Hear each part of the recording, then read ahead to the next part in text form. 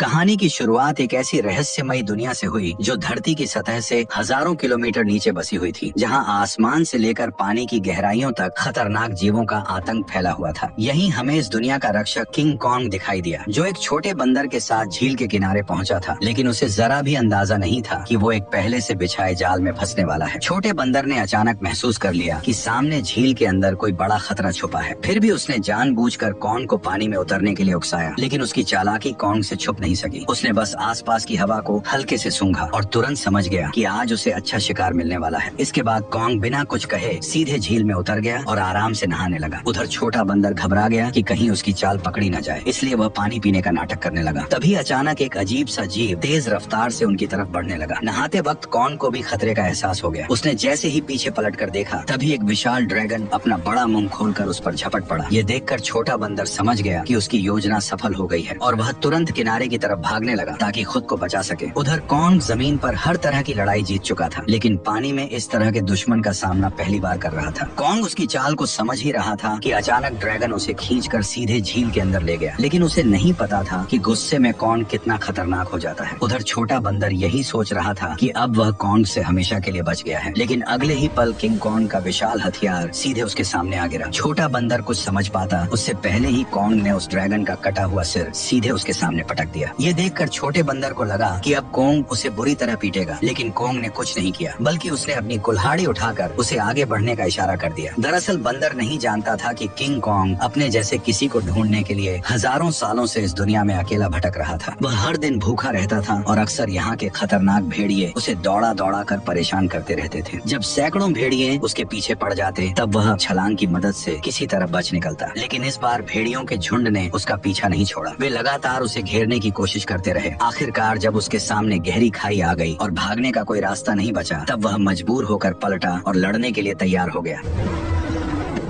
भेड़िए सोच रहे थे कि इस बार शिकार आसान होगा, लेकिन उन्हें अंदाजा नहीं था कि किंग कॉन्ग पहले से ही जाल बिछाकर बैठा था। जैसे ही एक भेड़िए ने छलांग लगाई, तभी अचानक कॉन्ग का जाल एक्टिव हो गया और भेड़िया तुरंत ट्रैप में फंस गया।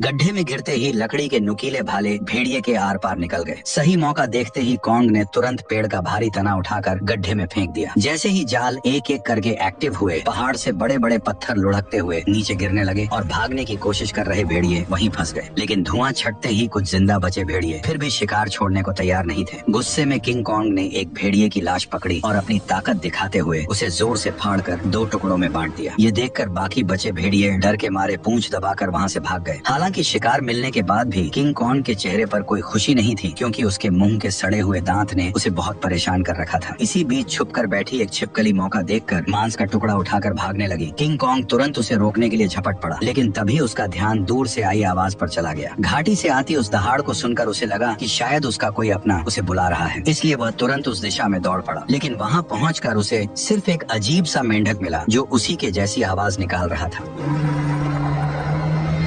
सालों तक भटकने के बाद भी वह अकेला था और यही खालीपन उसे भीतर से तोड़ रहा था। आखिरकार दांत की तकलीफ ने उसे इंसानों से मदद मांगने पर मजबूर कर दिया। वह ना चाहते हुए भी इंसानी दुनिया में दाखिल हो गया। वहाँ पहुँचते ही किंग कॉन्ग पहाड़ी पर गिर पड़ा और मदद का इंतजार करने लगा। तभी किस्मत से वैज्ञानिकों की नजर उस पर पड़ गई, लेकिन घबराहट में इंसानों ने सुरक्षा के लिए उसे भारी मात्रा में एनेस्थीसिया दे दिया, जिससे वह वहीं बेहोश हो गया। इसके बाद उन्होंने शहर के सबसे मशहूर डेंटिस्ट को बुलाया। डेंटिस्ट ने बिना एक पल गवाए उस सड़े हुए दांत को उखाड़ने के लिए मजबूत स्टील के तार को कसकर बांध दिया। इतने में ही कॉन्ग ने मुंह से सड़ी हुई बदबू छोड़ दी। सारी तैयारी पूरी होने के बाद जैसे ही स्पेसक्राफ्ट ने अचानक ऊपर उड़ान भरी, तभी एक झटके के साथ किंग कॉन्ग का विशाल दांत बाहर निकल आया। जब किंग कॉन्ग होश में आया तो उसने देखा कि उसका पुराना दांत अब एक मजबूत टाइटेनियम के दांत में बदल दिया गया है। इस नए दांत के साथ उसके अंदर जबरदस्त ताकत आ गई, जिससे उसे लगा कि अब वह किसी को भी हरा सकता है। लेकिन तभी लैब में अचानक किंग कॉन्ग की दुनिया से एक इमरजेंसी सिग्नल आया, जिसने सबको चौंका दिया। इस सिग्नल की सच्चाई जानने के लिए वैज्ञानिकों ने तुरंत एक रेस्क्यू टीम तैयार की और मिशन शुरू किया। उन्होंने किंग कॉन्ग के साथ उस पोर्टल में छलांग लगा दी जो सीधे कॉन्ग की दुनिया में जाता था। जैसे ही वे आगे बढ़े, उनका स्पेसक्राफ्ट तेज रफ्तार से नीचे की ओर खींचने लगा और कुछ ही पलों में वे उस रहस्यमयी दुनिया में दाखिल हो गए। घर पहुंचते ही कॉन्ग ने देखा कि उसका खाना चोरी हो चुका है। उसने तुरंत अपनी कुल्हाड़ी उठाई और सीधे चट्टान के ऊपर पहुंच गया। वहां उसने देखा कि गहरी दरार के अंदर से हल्की नीली रोशनी निकल रही थी, जिसने उसका ध्यान खींच लिया। सच जानने के लिए उसने बिना सोचे सीधे उस गहराई में छलांग लगा दी।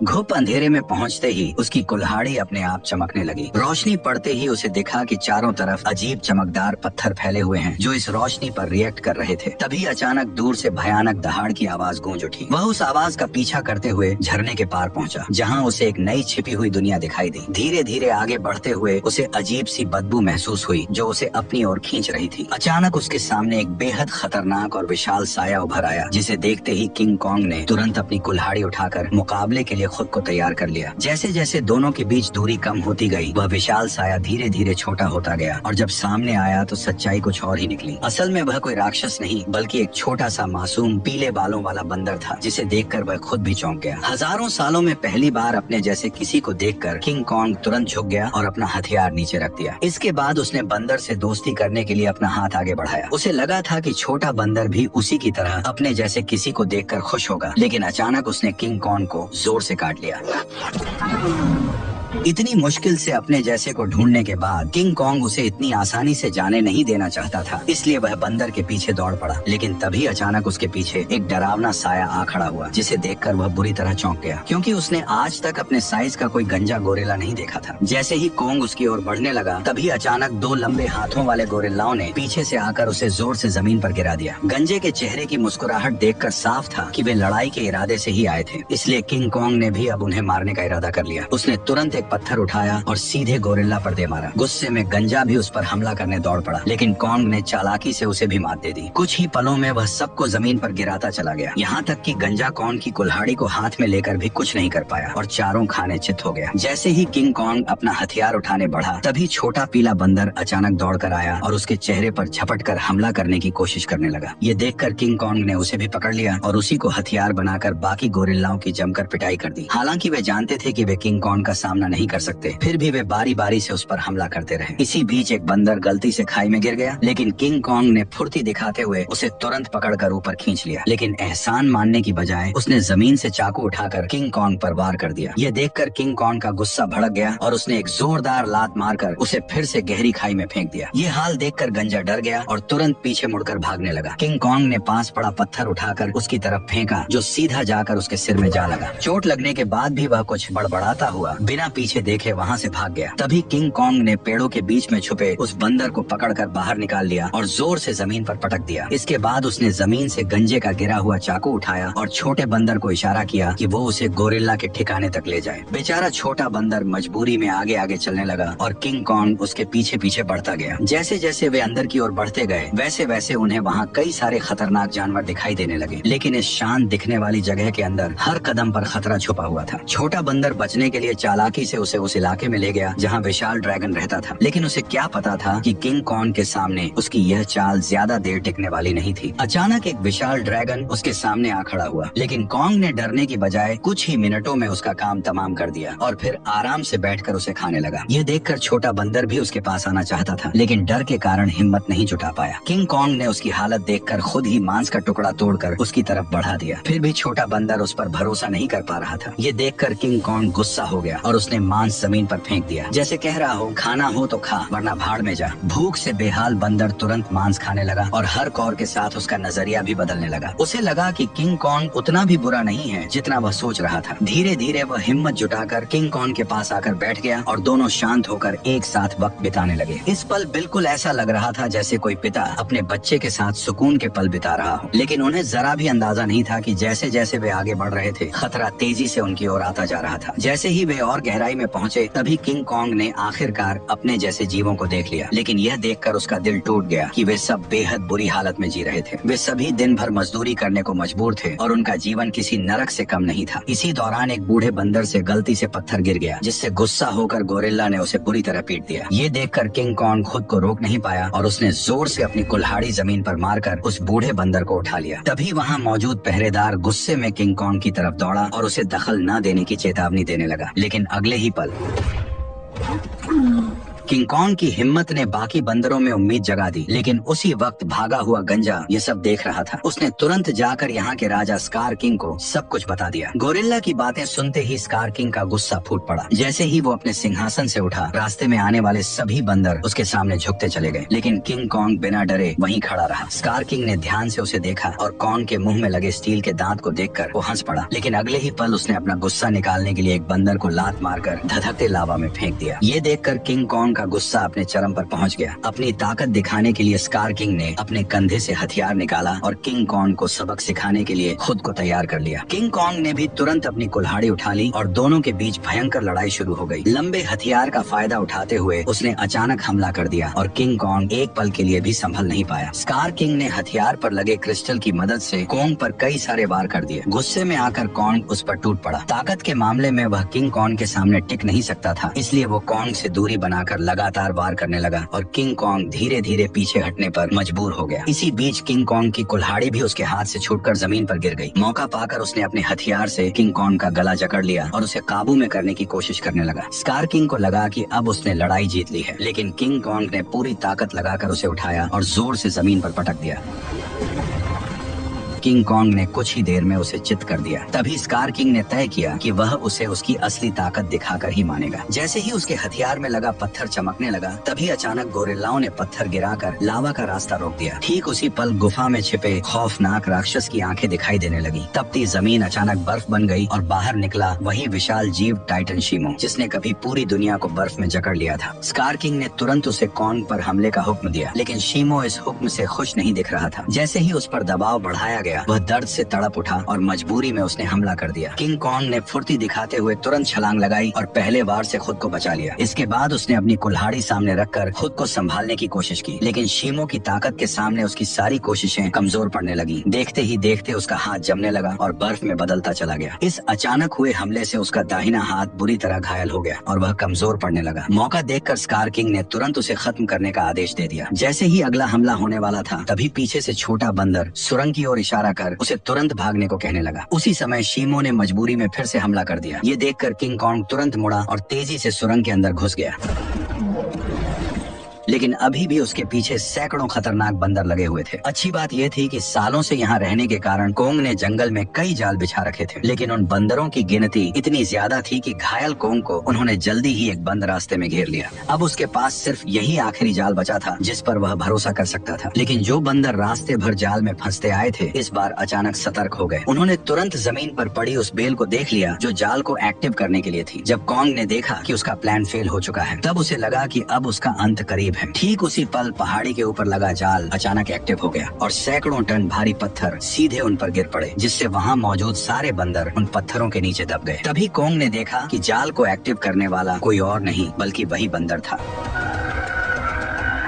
अब कोंग बुरी तरह घायल था और लड़ने की हालत में नहीं था, इसलिए वह छोटे बंदर के सहारे इंसानों के पास लौटने लगा। लेकिन उसे अंदाजा नहीं था कि अभी भी एक बंदर जिंदा बच गया है। उधर कोंग के साथ आए वैज्ञानिकों ने देखा कि उनका बेस पूरी तरह तबाह हो चुका है। तभी उनकी नजर चट्टान के ऊपर बने एक विशाल हाथ के निशान पर पड़ी, जिससे उन्होंने अंदाजा लगाया कि इस दुनिया में कोंग जैसे और भी विशाल जीव मौजूद हैं। जल्द ही वे जंगल की गहराई में पहुंच गए, जहां उन्हें एक छुपा हुआ यंत्र दिखाई दिया। जैसे ही लड़की ने उसे दबाया, उसी पल कई जगहों से पानी बहकर नीचे आने लगा। वह पानी मिलकर एक तेज धारा बन गई और जंगल के अंदर की ओर बहने लगी। वैज्ञानिक उसका पीछा करते करते एक रहस्यमयी जादुई दीवार के सामने पहुंच गए, जिसने जंगल के अंदर एक अदृश्य जगह को छुपा रखा था। जैसे ही उन्होंने उस दीवार को छुआ, तभी उसमें नीली चमक दौड़ पड़ी। ये देखकर उन्होंने तुरंत दीवार के अंदर एक छेद कर दिया और तभी उनके सामने एक ऐसा नजारा आया जिसे देखकर उनकी आंखें खुली की खुली रह गईं। दीवार के पीछे एक ऐसी सुंदर और रहस्यमयी दुनिया मौजूद थी जिसे आज तक न किसी ने देखा था और न ही उसके बारे में सुना था। जैसे ही वैज्ञानिकों ने इस दुनिया में कदम रखा, तभी अचानक उन्हें उस दुनिया के जनजातीय लोगों ने घेर लिया। ये लोग इंसानों जैसे दिखते थे, लेकिन उनकी वेशभूषा किसी नॉर्मल इंसान से बिल्कुल अलग थी। वे लोग वैज्ञानिकों को नुकसान पहुंचाए बिना सीधे अपने कबीले के पास ले गए। वहां पहुंचकर उन्हें पता चला कि यह लोग हजारों सालों से धरती के नीचे रह रहे हैं और उस पोर्टल की रक्षा कर रहे हैं जो ऊपर की दुनिया से सीधे जुड़ा हुआ है। स्कार किंग सालों से इसी जगह की खोज में लगा था ताकि वो इस पोर्टल की मदद से इंसानी दुनिया पर कब्जा कर सके। ठीक उसी समय इंसानों की गंध को सूंघते हुए किंग किंग कॉन्ग वैज्ञानिकों तक पहुंच गया, लेकिन अदृश्य दीवार की वजह से वो भीतर की दुनिया को देख नहीं सका। इसलिए कबीले के लोगों ने उस जादुई दीवार में एक दरार बना दी, जिससे कॉन्ग आसानी से अंदर घुस गया और सीधे इंसानों के बीच पहुंच गया। लेकिन उन्हें नहीं पता था कि यह सब पीछा कर रहे बंदर ने देख लिया था। जैसे ही किंग कॉन्ग इंसानों के सामने पहुंचा, तभी वह कमजोर पड़ गया और सीधे जमीन पर गिर पड़ा। वैज्ञानिकों ने देखा कि कॉन्ग का हाथ बुरी तरह घायल है और अब वो कुछ भी करने की हालत में नहीं है। ये देखकर डॉक्टर ने तुरंत फैसला किया कि कॉन्ग के हाथ को पूरी तरह बदलना पड़ेगा। उसे तुरंत मैकेनिक आर्म का आइडिया आया। यह वही सुपर मैकेनिकल आर्म था जिसे इंसानों ने पहले कॉन्ग को और ताकतवर बनाने के लिए डिजाइन किया था। अच्छी बात यह थी कि यह गैजेट अभी भी तबाह हो चुके बेस के नीचे बने अंडरग्राउंड मैकेनिकल स्टोर में सुरक्षित रखा हुआ था। जल्द ही डॉक्टर उसे वहाँ से निकाल लाया और उसे सीधे कॉन्ग के शरीर के ऊपर लाकर छोड़ दिया, और तभी वह मशीन खुद ब खुद कॉन्ग के जख्मी हिस्से को पहचान कर जुड़ने लगी। जैसे ही उस हाथ के अंदर की खास दवा कॉन्ग के शरीर में पहुंची, तो बेहोश कॉन्ग को जैसे नई ताकत महसूस होने लगी। उसके चेहरे की खुशी साफ बता रही थी कि वह इस नए हथियार से काफी खुश था। लेकिन तभी अचानक छोटा बंदर जंगल के अंदर से भागता हुआ वहां आ पहुंचा। उसने कॉन्ग को बताया कि स्कार किंग पोर्टल की जगह का पता लगा चुका है और वह शीमो के साथ मिलकर कबीले पर हमला करने वाला है। अकेला कॉन्ग स्कार किंग और शीमो का सामना नहीं कर सकता था, इसलिए उसके पास सिर्फ एक ही रास्ता बचा था, इंसानों की दुनिया में जाकर कई सालों से सो रहे गॉडजिला को जगा देना। लेकिन उसे बिल्कुल अंदाजा नहीं था कि जिसे वह अपनी मदद के लिए बुलाने जा रहा है, वही गॉडजिला उसके लिए सबसे बड़ा खतरा साबित होने वाला है। अचानक पिरामिड के आसपास की जमीन तेजी से हिलने लगी और नीचे से एक मैकेनिकल हाथ बाहर निकल आया। यही वह जगह थी जो धरती तक पहुंचने का पोर्टल खोलती थी। जल्द ही कॉन्ग पोर्टल से बाहर निकल आया। कॉन्ग की आहट महसूस होते ही गॉडजिला अचानक नींद से जाग गया और बिना एक पल गवाए सीधे उसकी तरफ बढ़ने लगा। जैसे ही वो कॉन्ग के सामने पहुंचा, तब गॉडजिला को लगा कि कॉन्ग उसे चुनौती देने आया है, इसलिए वो बिना एक पल गवाए पूरी रफ्तार से उस पर टूट पड़ा। उसकी आंखों में भरा गुस्सा साफ बता रहा था कि वह कॉन्ग को जिंदा छोड़ने वाला नहीं है। तेजी से अपनी ओर बढ़ते गॉडजिला को देखकर कॉन्ग ने हाथ उठाकर उसे समझाने की कोशिश की, पर गॉडजिला अब किसी भी बात को सुनने वाला नहीं था। उसने सीधे टक्कर मारकर कॉन्ग को सैकड़ों मीटर दूर फेंक दिया। गॉडजिला को रुकता न देखकर कॉन्ग ने पीछे से हमला किया ताकि किसी तरह उसे शांत कर सके, लेकिन रेत आंखों में जाते ही गॉडजिला और भड़क गया। उसने पलटकर कॉन्ग के हाथ को अपने जबड़ों में जकड़ लिया और जोर से उसे जमीन पर पटक दिया, जिससे कॉन्ग पूरी तरह चकरा गया। कॉन्ग संभल भी नहीं पाया था कि गॉडजिला फिर से उस पर टूट पड़ा। जब बातों से कुछ नहीं हुआ तो कॉन्ग ने भी जोरदार पलटवार शुरू कर दिया। हालांकि गॉडजिला अपने सबसे ताकतवर रूप में था, लेकिन मैकेनिकल आर्म की ताकत के साथ अब कॉन्ग भी किसी से कम नहीं था। लेकिन जब कॉन्ग ने देखा कि वह गॉडजिला को हरा नहीं पाएगा, तब उसने बिना एक पल गवाए उसे पकड़कर जबरदस्ती पोर्टल की ओर खींचना शुरू कर दिया। उधर कबीले के लोगों ने स्कार किंग को रोकने के लिए एक खास रेड लिक्विड पानी में मिला दिया। जैसे ही लिक्विड पानी में घुला, एक जादुई बदलाव शुरू हो गया। उससे एक ऐसा सिस्टम एक्टिव हुआ जो दो विशाल पिरामिड को आपस में जोड़ने लगा, और जैसे ही ये पिरामिड जुड़ते, ग्रेविटी कुछ समय के लिए खत्म हो जाती, जिससे सब हवा में उड़ने लगते और स्कार किंग के लिए पोर्टल तक पहुंचना लगभग नामुमकिन हो जाता। लेकिन पिरामिड पूरी तरह जुड़ पाते उससे पहले ही स्कार किंग वहां पहुंच गया। आते ही उसने उस एंटी ग्रेविटी सिस्टम को पहचान लिया। उसने तुरंत शीमो को आदेश दिया कि वह बर्फ से पिरामिड के बीच का रास्ता बंद कर दे। तभी अचानक पोर्टल से एक तेज रोशनी निकली और जमीन पर आ गिरी। अगले ही पल गॉडजिला और कॉन्ग मलबे को चीरते हुए बाहर निकल आए। जैसे ही गॉडजिला की नजर शीमो और स्कार किंग पर पड़ी, तभी उसे सब समझ आ गया कि कॉन्ग उसे यहाँ क्यों लाया है। इसलिए बिना एक सेकंड गवाए वह कॉन्ग के साथ मिलकर उन पर टूट पड़ा। उधर स्कार किंग भी शीमो के साथ उनकी तरफ बढ़ने लगा। दोनों तरफ कोई भी कमजोर नहीं था। जैसे ही चारों भिड़े, उसी पल बर्फ टूट गई और पिरामिड आपस में टकरा गए। उस टक्कर से निकली लहर ने पूरी जगह की ग्रेविटी खत्म कर दी। हर कोई हवा में तैरने लगा, लेकिन इसके बावजूद गॉडजिला बिना ग्रेविटी के भी तेजी से बचते हुए सीधे शीमो की तरफ बढ़ने लगा। वहीं चालाक स्कार किंग ने कॉन्ग की कुल्हाड़ी उठाकर उसी पर हमला कर दिया, पर कॉन्ग ने अपने मैकेनिकल आर्म से हर वार को रोक दिया। कुछ ही पलों में हालात पलट गए और कॉन्ग स्कार किंग पर भारी पड़ने लगा, लेकिन दुश्मन ज्यादा होने की वजह से उस पर पीछे से हमले होने लगे। ये देखकर छोटा बंदर पत्थर उठाकर कॉन्ग की मदद करने लगा। तभी मौका पाकर शीमो ने गॉडजिला पर हमला किया और कुछ ही पलों में उसे पूरी तरह बर्फ में जमा दिया। लेकिन गॉडजिला भी उससे कम नहीं था। उसने एक ही झटके में बर्फ तोड़ दी। उसी समय एंटी ग्रेविटी सिस्टम बंद हो गया और दोबारा ग्रेविटी लौट आई। मौका मिलते ही स्कार किंग कॉन्ग की पकड़ से निकलकर सीधे पोर्टल में कूद पड़ा। उसे रोकने के लिए गॉडजिला और कॉन्ग भी उसके पीछे कूद पड़े, लेकिन इस अफरा तफरी में कॉन्ग की कुल्हाड़ी वहीं छूट गई। दूसरी तरफ इंसानों को अंदाजा भी नहीं था कि कितना बड़ा खतरा आने वाला है। अचानक समुद्र की लहरें जमकर बर्फ के पहाड़ में बदल गईं। अगले ही पल स्कार किंग शीमो के साथ धरती पर पहुंच गया। खुले आसमान की रोशनी पाकर उसने नीचे मौजूद इंसानों को देखकर जोरदार दहाड़ लगा दी। अब उसे लगा कि पूरी दुनिया पर राज करने का समय आ गया है। उसने शीमो को आदेश दिया कि वह आसमान को जमा दे। शीमो ऐसा नहीं करना चाहता था, फिर भी मजबूरी में उसने हर तरफ बर्फ बरसानी शुरू कर दी। देखते ही देखते इमारतें भी इस तबाही में जमकर टूटने लगी। जब स्कार किंग को लगा कि अब उसे कोई नहीं रोक सकता, तभी कोंग ने एक जोरदार मुक्का मारकर उसका 3 टन का दांत जमीन पर गिरा दिया। गुस्से में स्कार किंग ने कोंग पर हमला करने का आदेश दिया, लेकिन उसी समय गॉडजिला वहां पहुंच गया और उसने शीमो को रोक लिया। अब बिना शीमो की मदद के स्कार किंग ज्यादा देर टिक नहीं सकता था, इसलिए उसने एक विशाल इमारत उठाकर कोंग की तरफ फेंक दी, लेकिन उससे कोंग को कोई खास नुकसान नहीं हुआ।